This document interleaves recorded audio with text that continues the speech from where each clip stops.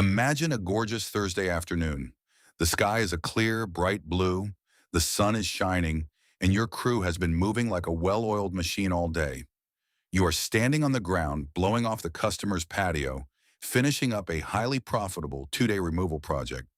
Everything has gone perfectly. Then in a fraction of a second, the universe flips upside down. You hear a terrible, sharp sound from the backyard. It is not the normal roar of a two-stroke engine or the thud of wood hitting the lawn.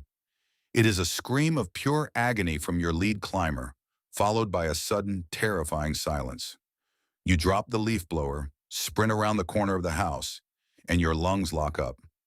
Your climber is hanging limp in his saddle, 40 feet in the air, wedged against a massive branch. His climbing line is stained a deep, bright red from a severe chainsaw kickback to his thigh. On the ground, your youngest helper is staring up with his jaw open, completely frozen in terror. Your crew boss is frantically digging through his pockets for his cell phone, his hands shaking so violently he drops it into the dirt. Panic fills the yard like thick, suffocating smoke.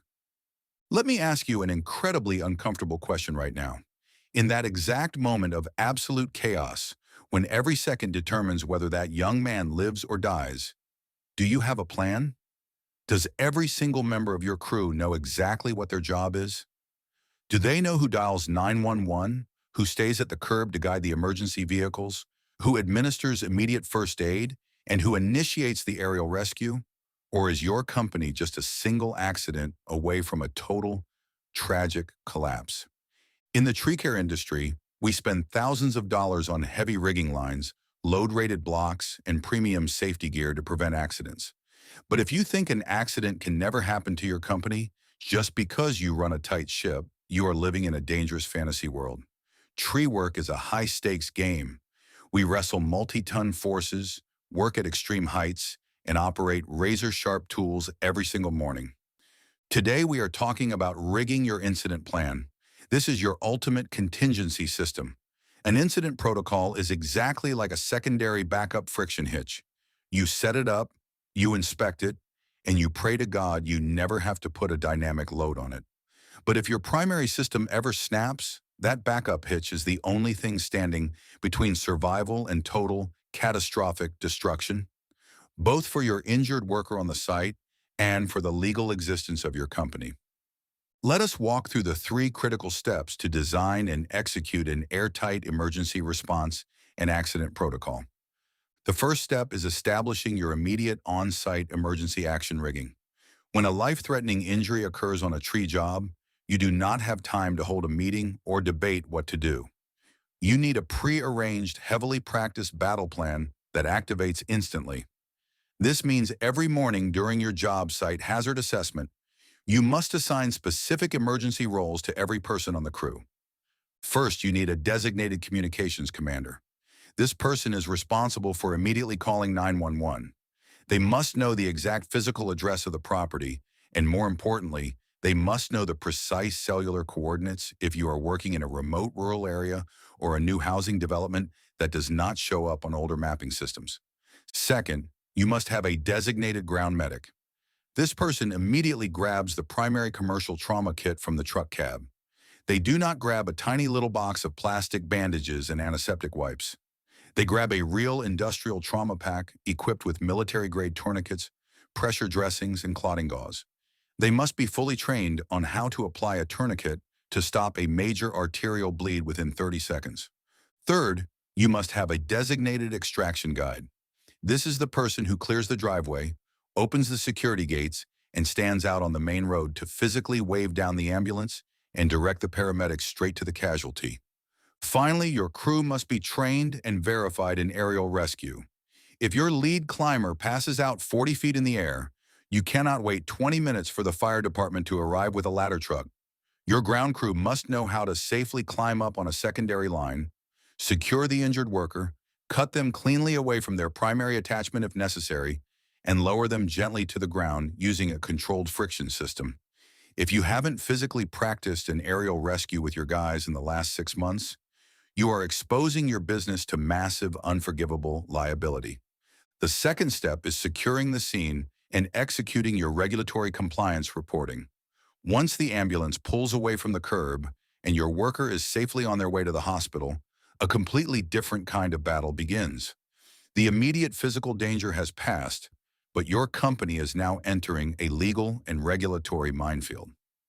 Think about a bad client who acts like a rotten codominant stem with included bark, just waiting for an excuse to split apart and sue you for property damage. A government regulatory audit or a post-accident investigation can be 10 times more destructive than any angry homeowner if you do not handle the scene correctly. The moment the medical emergency is stable, you must lock down the job site. Treat it exactly like a crime scene. Do not let anyone touch the equipment, do not let anyone move the ropes, and do not let anyone clean up the brush or wash the blood off the driveway. You must take out your phone and take detailed, high-resolution photographs and videos of absolutely everything. Document the position of the chainsaw, the exact knots tied in the rigging line, the anchor points used, the safety gear the worker was wearing, and the weather conditions. This documentation is your ultimate legal shield. If a rogue lawyer tries to claim later that your company was running negligent, broken equipment, your photographic evidence will prove your compliance with industry safety standards. Next, you must understand your absolute legal obligations for reporting. Under federal safety laws, if a workplace accident results in a worker fatality, your business must report the incident to the Occupational Safety and Health Administration within 8 hours. If an accident results in an amputation, the loss of an eye, or an inpatient hospitalization, you must report it within 24 hours. Failing to hit these mandatory reporting windows will result in automatic, budget-crushing fines that can easily reach tens of thousands of dollars, stripping the cash reserves right out of your root system. Be completely honest, be professional, and report the facts clearly without speculation. The third and final step is managing your post-incident communication and legal defense. In the emotional aftermath of a severe accident, it is human nature to want to talk. You feel incredibly guilty, you feel stressed, and you want to explain what happened to the homeowner, to neighbors who are walking by, or even to local news reporters who show up with cameras. But you must put a tight friction wrap on your mouth. Out on the job site during the heat of the moment, panic can cause you to say things that can be twisted and used to destroy your company in a court of law later. Never stand on a driveway and say things like, "Oh my gosh, this is entirely our fault," or "We should have never been using that old rope." Admitting legal liability before a thorough, professional investigation has been completed is like cutting through your own climbing line while you are hanging out on a limb. Instruct your crew members that they are not to speak to anyone about the accident except for official police officers and safety inspectors. They are absolutely forbidden from posting photos, videos, or commentary about the incident on social media platforms like Facebook or Instagram. A single rogue post by a well-meaning groundman can completely compromise your insurance defense. Your very next call, after reporting to the regulatory authorities, must be to your commercial insurance broker and your business attorney. Let your legal experts handle the communication. Your insurance policy is your ultimate safety hitch, but for that hitch to hold, you must follow their protocols to the letter.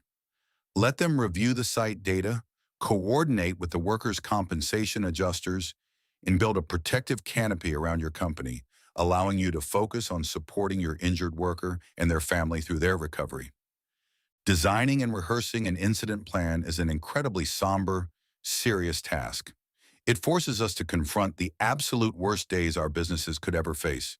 But true business consultants and elite arborists know that real leadership is defined by how you prepare for the storm, not just how you sail during the sunny days. Let us secure the core lesson for today. An emergency action plan is a backup rigging system you hope you never have to load. But when the worst happens on a job site, a practice protocol is the only thing that saves a life in the air and shields your company from a total legal collapse. Here is your homework assignment for today while you are driving down the highway or heading back to your shop tonight. Open up the glove box of your primary chip truck. Pull out your current first aid kit and inspect it honestly. Is it full of empty wrappers and old dust? Or is it fully stocked with fresh, clean medical supplies?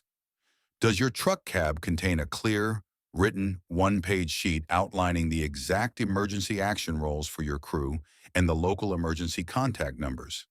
If that glove box is empty or unorganized, sit down tonight and draft a simple, clear emergency action sheet. Print out a copy for every single vehicle in your fleet tomorrow morning. Stop gambling with the unexpected. Lock in your emergency rigging, protect your crew, stay safe out there today, and I will talk to you tomorrow.